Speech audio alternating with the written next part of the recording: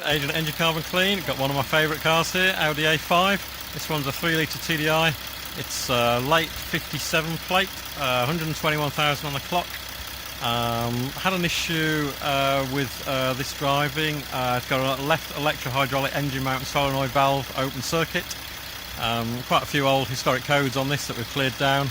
The main issue with this appears to be that it'll sit quite happily at idle 90 degrees, as anything in the VW range should sit rock solid at 90. When you drive it, the temperature drops. That very much suggests the thermostat's stuck open. Not too much, but it'll be enough to cause problems.